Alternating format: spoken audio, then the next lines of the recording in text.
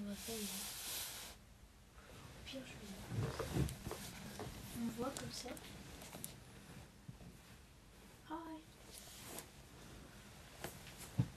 Je me mets sous la côte. Ah non, on va pas m'entendre. Quoi? Ben chut, on va lire.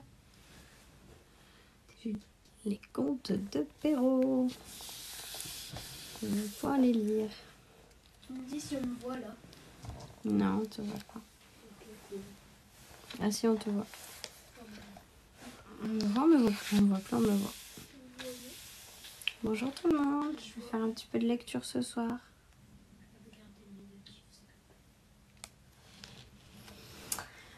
On va lire les souhaits ridicules. Si vous étiez moins raisonnable, je me garderais bien de venir vous conter la folle et peu galante fable que je m'en vais vous débiter. Une aune de boudin en fournit la matière. Une ode de boudin, ma chère. Quelle pitié, c'est une horreur, s'écriait une précieuse, qui toujours tendre et sérieuse ne veut ouïr parler que d'affaires le cœur.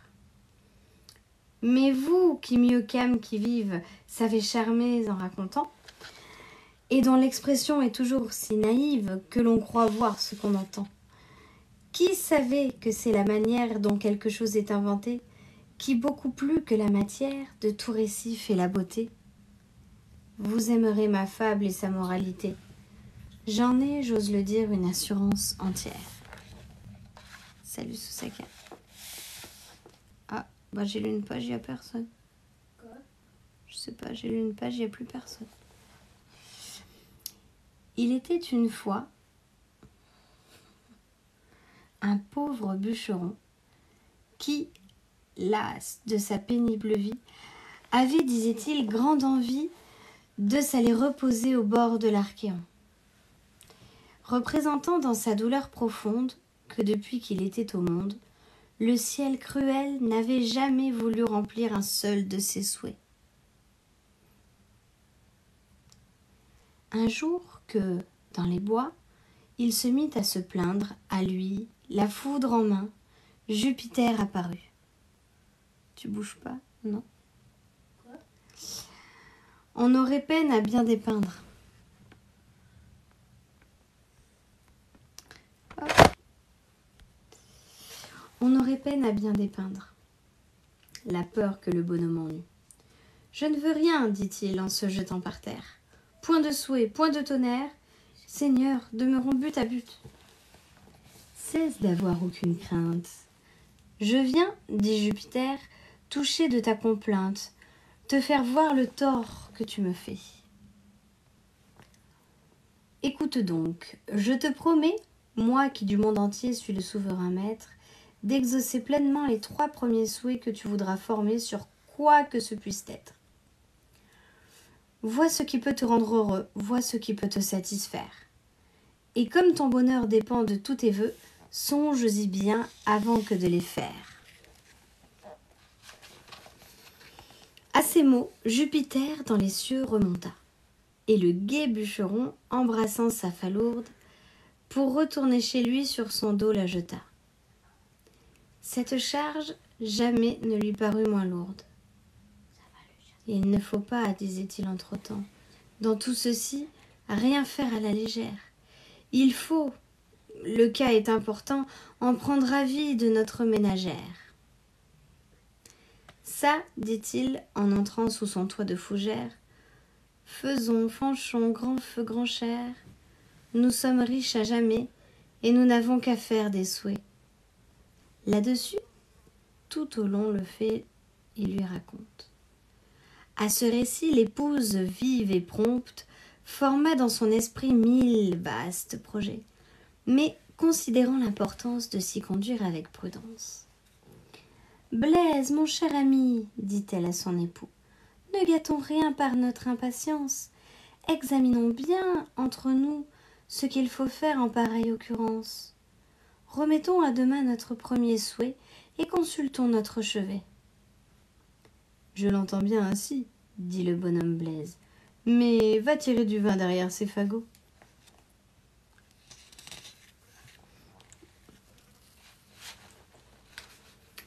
À son retour, il but, et goûtant à son aise, près d'un grand feu, la douceur du repos.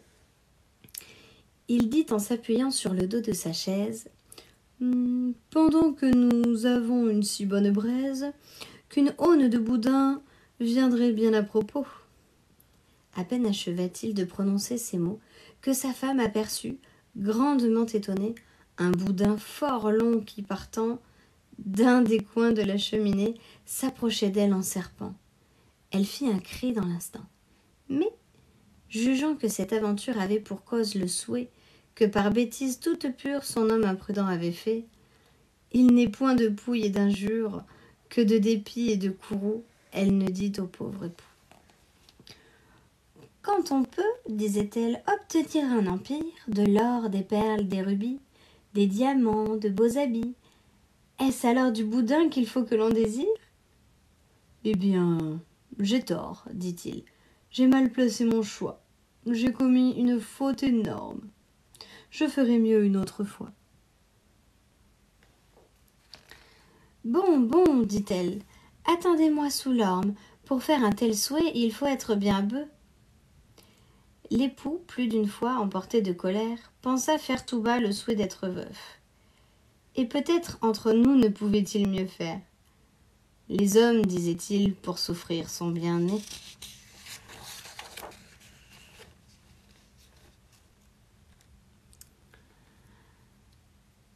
Peste soit du boudin et du boudin d'encore. Plût à Dieu, maudite pécore, qu'il ne te pendît au bout du nez.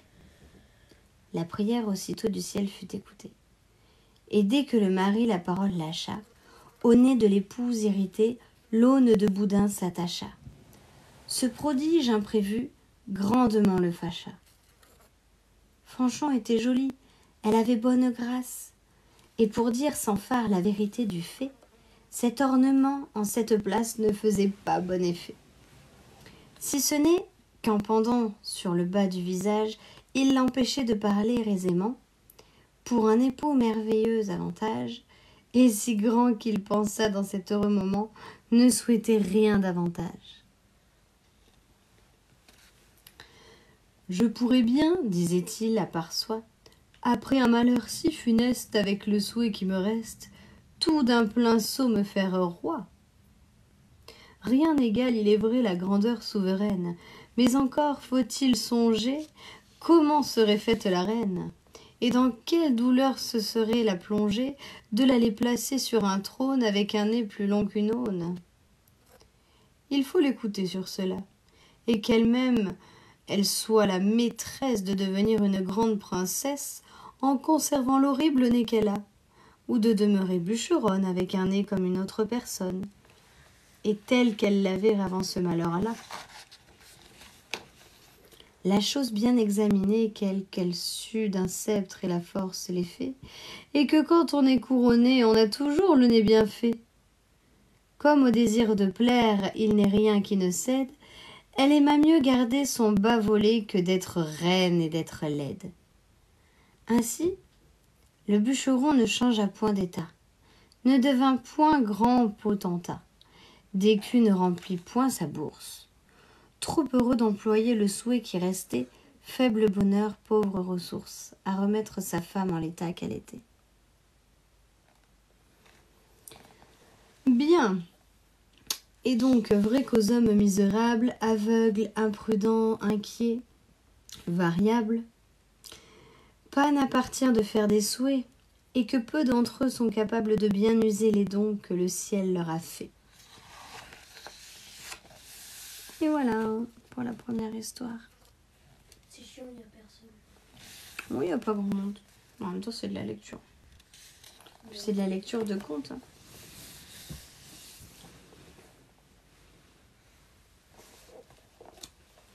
Non, c'est pas un livre qui s'ouvre à l'envers, mais je pense que le live est filmé de manière à ce qu'effectivement vous voyez le livre à l'envers, je pense. Bon, on va se coucher. On fait dodo. Ouais, si tu veux. Moi, je vois pas les commentaires, c'est chiant. Voilà pour la petite histoire du soir qui était très très très tardive. Qui était très très très très tardive. Salut Chloé, ça va, merci. Salut, ça va depuis l'autre jour. Et toi, comment tu vas? Quoi? Je sais pas ce que je pourrais lire d'autre. Tu veux pas m'emmener à Disney? Tout de suite là? Hmm. Si tu veux. Disney de quoi? Bah t'en choisis un, je le lis et après on dort. Ok. Vas-y vite. Ok. Pas le Roi Lion, pas des mots, on l'a lu l'autre jour. Ok. Je suis avec les jeunes, donc je fais un petit peu de lecture avant d'aller au lit. En haut à gauche.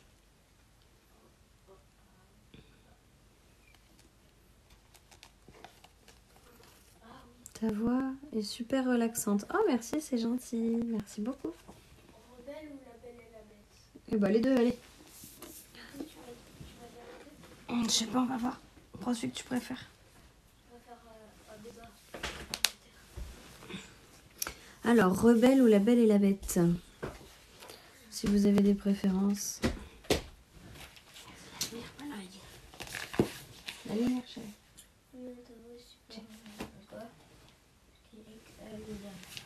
Et tu vas poser le téléphone. Allez, Cache-moi. Monsieur Mathieu. hop. Alors, vas-y. Lequel vous voulez? On le voit.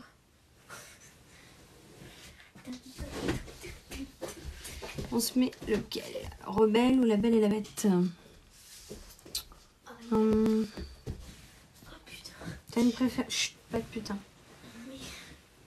T'as une préférence ou pas? La Belle et la Bête. Ok. Chloé, elle a dit La Belle et la Bête. Tu coupes le téléphone, s'il te plaît, tu t'allonges pas là? Dis-moi, Ouais. pourquoi je vais pas voir la Parce que c'est l'heure maintenant. Rebelle, je l'ai jamais vu perso. Moi, j'ai pas lu encore Rebelle, je l'ai que vu. Ouais, La Belle et la Bête, il est connu. Allez, on va lire celui-là. Ok, est-ce que tu peux le poser au pied du lit? Parce que sinon, je risque de taper dedans. Dis-moi. Allez. La Belle et la Bête, La Belle et la Bête, La Belle... Ok, ça fait l'unanimité, parfait. Alors. T'es prêt? Parce que c'est pour t'endormir, toi, à la base. Ah bon? Il y a très longtemps, un beau prince vivait une vie de rêve dans un magnifique château. Malheureusement, trop gâté, il était devenu égoïste et méchant. Ses serviteurs faisaient tout ce qu'ils pouvaient pour lui faire plaisir. Mais ce que le prince aimait par-dessus tout, c'était se regarder dans un miroir. Bonjour tout le monde. Un jour, surprise par un violent orage, une pauvre vieille vint chercher refuge au château.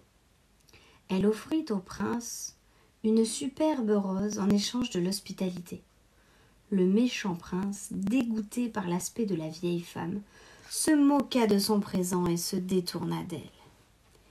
Les apparences sont trompeuses, le prévint-elle. La vraie beauté est intérieure. La vieille femme, qui était en réalité une fée, comprit que le prince avait un cœur de pierre. Pour le punir, elle le transforma en une bête hideuse et jeta un sort sur tous les habitants du château. Puis, elle donna un miroir magique qui serait sa seule fenêtre sur le monde extérieur. Elle laissa aussi la rose enchantée qu'elle lui avait offerte et qui fleurirait jusqu'à sa 21e année. S'il réussissait à aimer et à se faire aimer avant que le dernier pétale ne tombe, le sort serait levé. Sinon, il serait condamné à rester une bête pour toujours. Plusieurs années s'étaient écoulées. Un jour, dans un village voisin, une très jolie jeune fille appelée Belle, qui passait son temps à lire, traversa le parc de la ville sans apercevoir Gaston, un jeune homme beau mais vaniteux. Gaston, lui, la remarqua. « C'est cette jeune fille-là que je veux épouser, dit-il. » Quand Belle rentra chez elle, elle découvrit que son père, Maurice, un inventeur excentrique, venait de mettre la dernière touche à sa nouvelle invention. « Oh, papa, dit Belle, c'est merveilleux. Je suis sûre que tu vas gagner le premier prix à la foire. »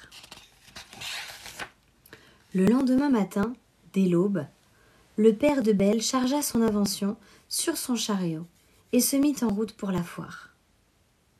Mais la brume se mit à tomber, et le vieil homme perdit son chemin. Pour comble de malheur, les loups commencèrent à hurler. Effrayé, le cheval Philibert s'emballa, et le pauvre Maurice tomba à la renverse. Pour échapper aux loups, le pauvre homme prit ses jambes à son cou et s'enfonça dans la forêt. Soudain, il aperçut un vieux château. Il courut et frappa à la porte. Comme personne ne venait lui ouvrir, il se décida à entrer.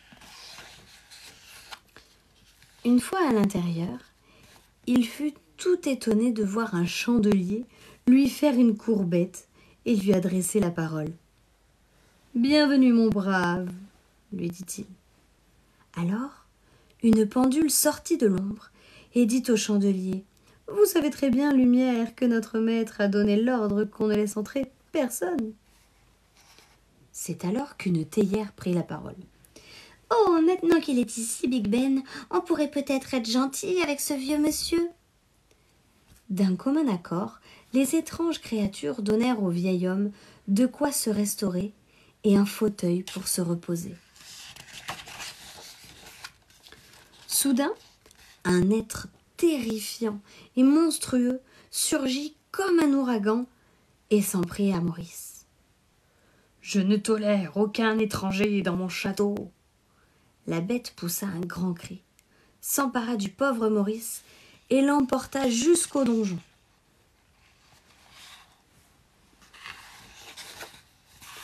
Pendant ce temps, dans sa maisonnette, Belle avait bien d'autres chats à fouetter.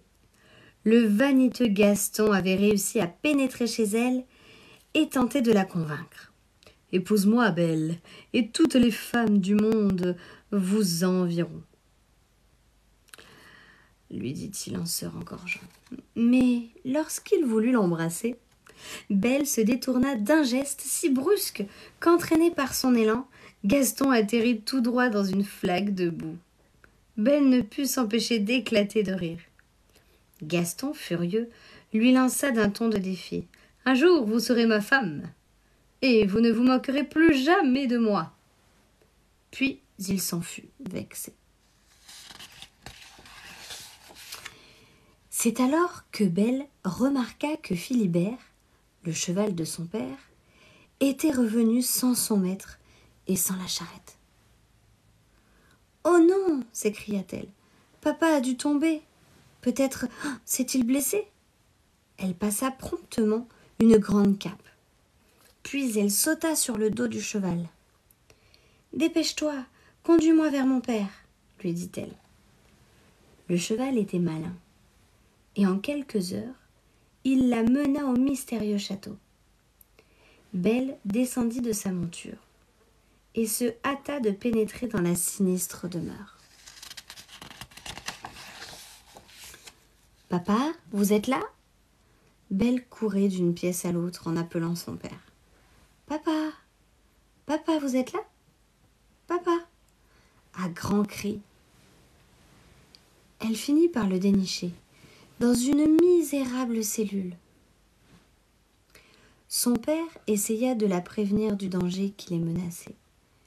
Mais déjà l'énorme bête se profilait derrière elle. Malgré sa terreur, Belle parvint à articuler.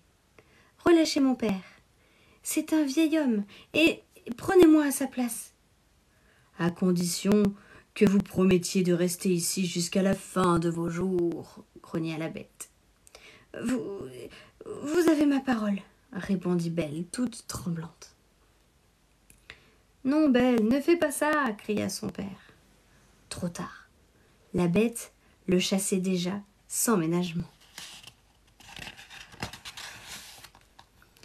Le père de Belle retourna au village. Il s'arrêta à l'auberge pour faire savoir à tout le monde que sa fille était prisonnière d'un monstre.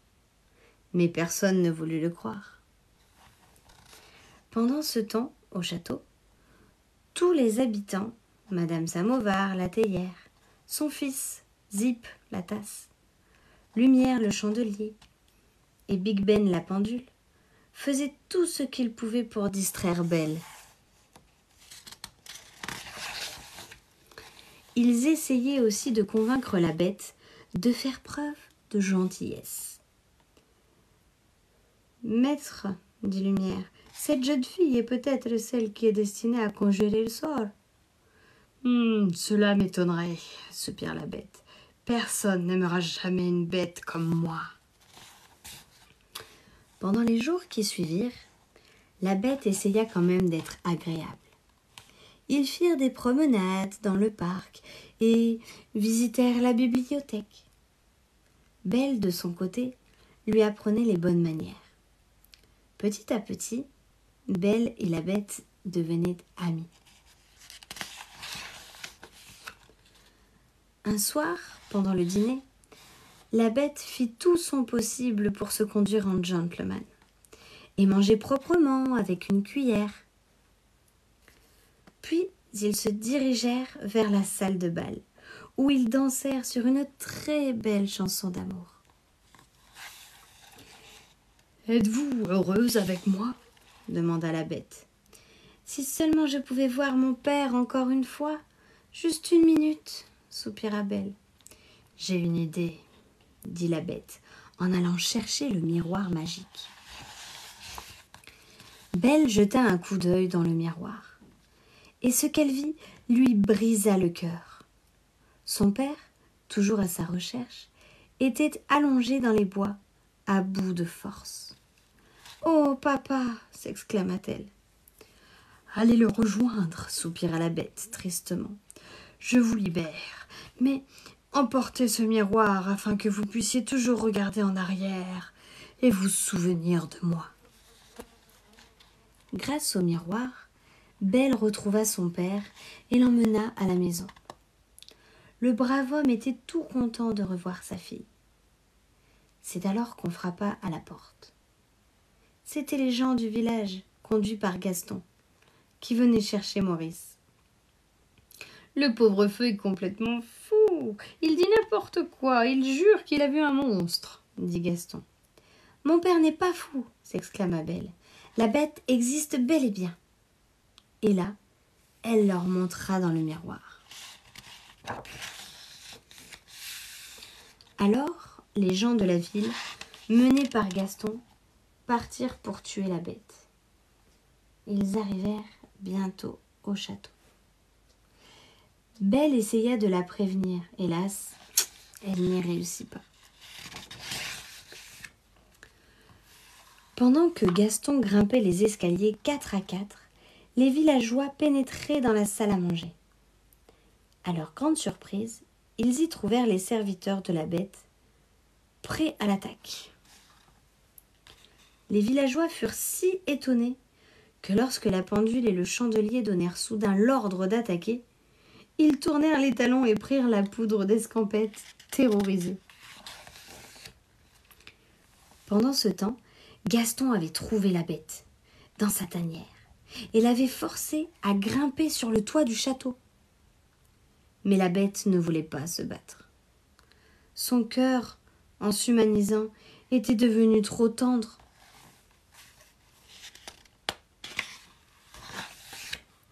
C'est alors que Belle arriva dans la cour. « Arrêtez !» hurla-t-elle en se précipitant vers les murs du château. La bête, tout au bonheur de voir qu'elle était revenue, se tourna vers elle et lui dit en l'embrassant « Oh Belle, vous voici enfin de retour !» Ce baiser eut le don de rendre Gaston furieux. Belle était sa fiancée. Il sortit sa dague et frappa la bête dans le dos. Mais la bête, surprise et blessée, ne se laissa pas faire. Son bras vigoureux heurta violemment Gaston, qui roula sur le sol.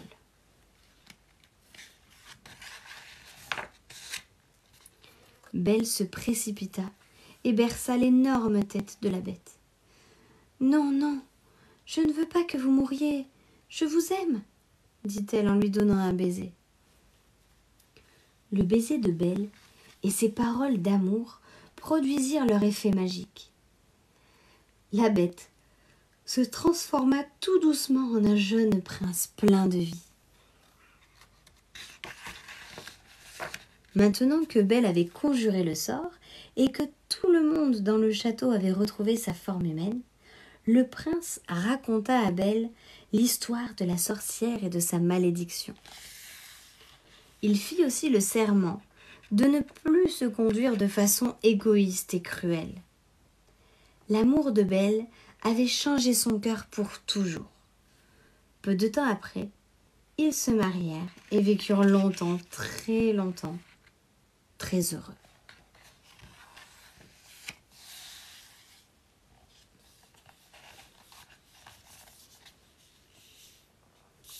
Et voilà les loulous. Bon, je sais pas vous, mais pour ma part, ça y est, il dort. Mission accomplie.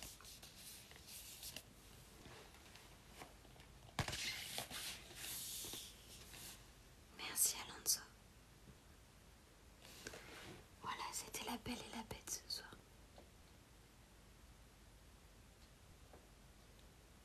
J'en lirai une autre un autre soir, il est tard là. Demain on doit aller au circuit, on va se lever tôt.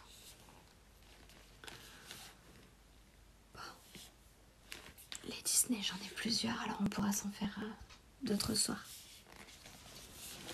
Hop là.